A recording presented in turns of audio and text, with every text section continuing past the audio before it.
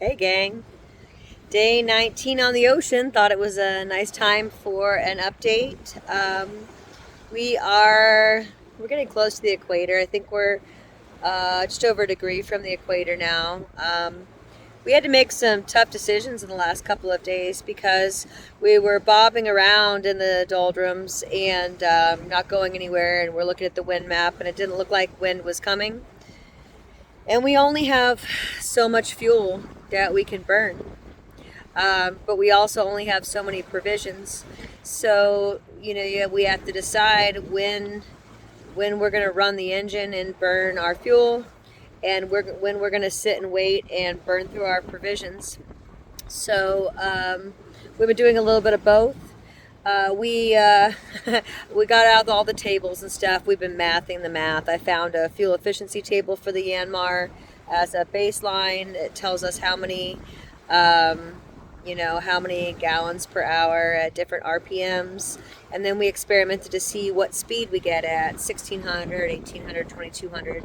We did the math, and actually motoring at 1600 RPMs is the most efficient because we use we use 0.6 of a gallon an hour, but we might make 4 knots. And say at 2200, which is the recommended operating speed, everyone says this is the most efficient. Well, we're not going to make 8 knots. So it's not more efficient, actually. And bumping it up to 18 didn't seem to be more efficient either. So even when we're motoring, an average of, I think the average is 3.8 knots, which isn't bad. We are against a little bit of a current, not against any wind. And then every time that the wind picks up, it's like Christmas.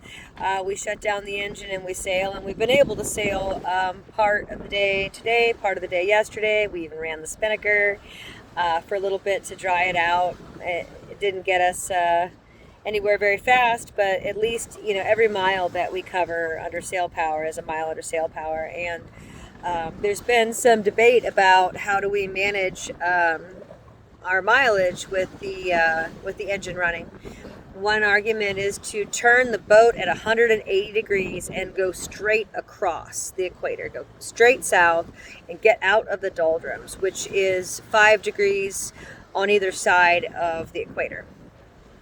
And then the other argument is to go ahead and just stay on the rum line, the hypothetical straight line, straight to the Marquesas. And when I first did the math, well, it would take us almost 200 extra miles of crossing the equator to get out of the, technically the doldrums by following the rum line. But it's also progress that's going directly where we're going. So if we would go south at 180, we get out of the doldrums faster, but then it takes us 150 or, more miles longer to get where we're actually going. And then there's a speculation of, do we trust the wind maps? Because it looks like we'll catch wind sooner if we stay on that rum line. But that's, the wind maps aren't always right. There could be no wind there. And then also just having the faith that there's wind in the world.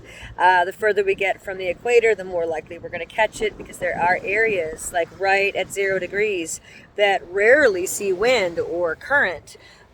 Historically, sailors have gotten caught in the doldrums for a long time, just waiting, powerless, just hoping that their bones don't turn to dust before their boat moves.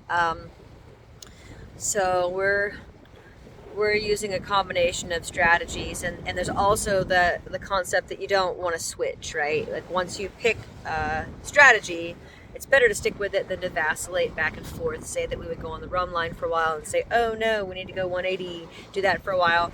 That could hurt us more than just picking one or the other and sticking with it. So as of right now, whenever we turn on the engine, we are headed directly to Nuka Hiva.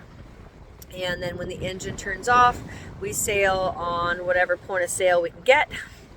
And that is usually southeast or northwest. So, both of those, in a way, it's like backtracking, right? So either one of them is a little bit backwards, but they both also are getting us closer to where we're going. So we've been doing a combination of things there. It's so hot during the day. I feel like I'm gonna melt sometimes. The sun just, because it's almost directly on top of us, it doesn't have as much of the atmosphere to filter its the radiation or whatever it is that makes you feel like you're gonna melt. Um, and then in the evenings, it's actually been cool. Yesterday we got some rain. I took a sponge and kind of dried things off and cleaned the decks. The boat's nice and clean today. Um, we're just, you know what? We're all pretty happy out here. I mean, there's better days and harder days, but, the way I see it, nobody's squabbling. Everybody's healthy. We're all staying hydrated. We're still eating really good food. We have an excellent cook, and we still have a lot of supplies. We challenged ourselves in the beginning because Spindrift does carry 100 gallons of fresh water in the tanks, and we loaded what we believed was sufficient drinking water for 60 days, although at some point we would begin to ration a little bit if we were actually out here for 60 days. And so we have enough drinking water. We're just using the fresh water for dishes or showers or a little bit of laundry, whatever. And we're actually still on our first 50-gallon tank. And that makes me feel really good. Initially, I thought to myself after the first half of the trip, if we're on the first tank, I would do some laundry. I was really looking forward to clean clothes at the beginning of the trip. That was really important to me.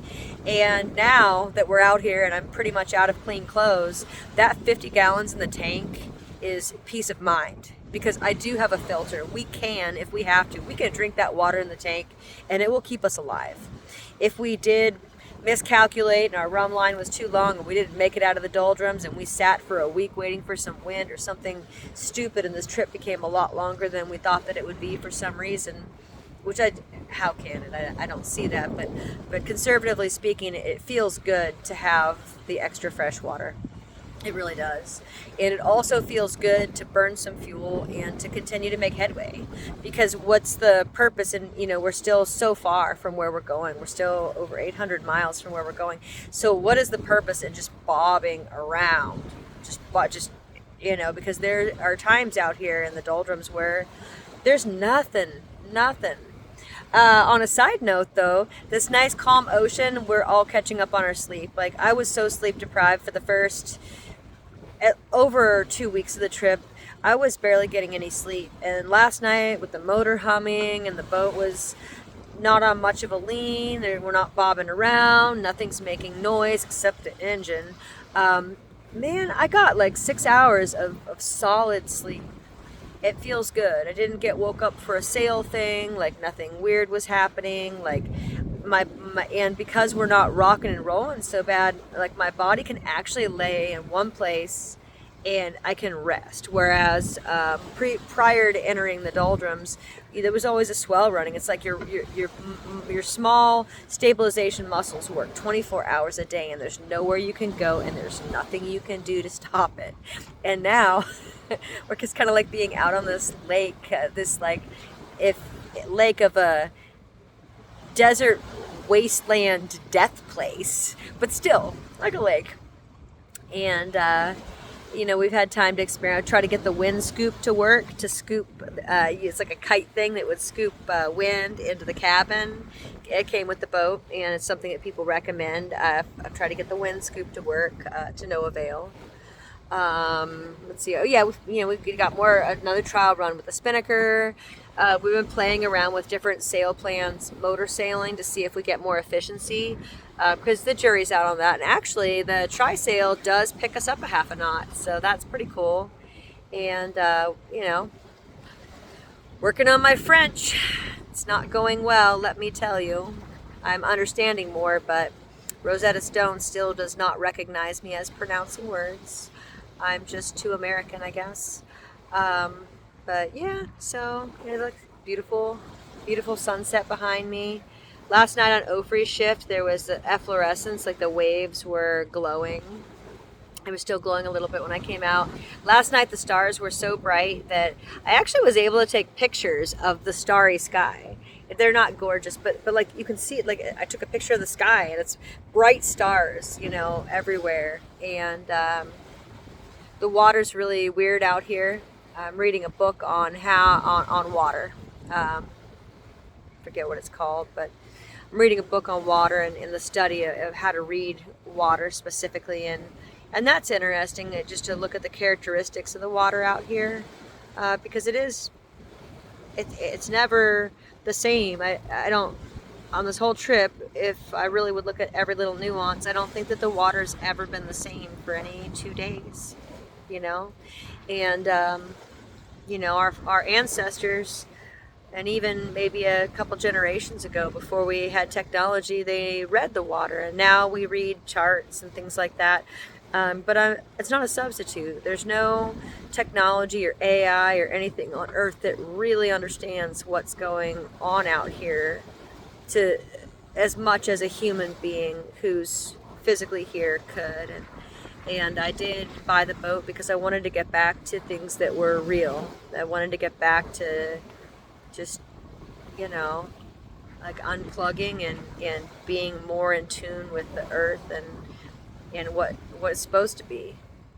So it's been pretty interesting to have to come to terms with that. You know, twice a day the Starlink turns on and everybody's like, wow, we're all on our phones still. It's not like we've evaded it or we're immune to it, but more and more on the mornings, because it used to be I'd wake up in the morning in the middle of my sleep cycle because the Starlink was on, and now I just wake up long enough to do my morning transmissions of our location, you know, safety things that people are going to be looking for, and they'll be worried there's something wrong with us if we don't do.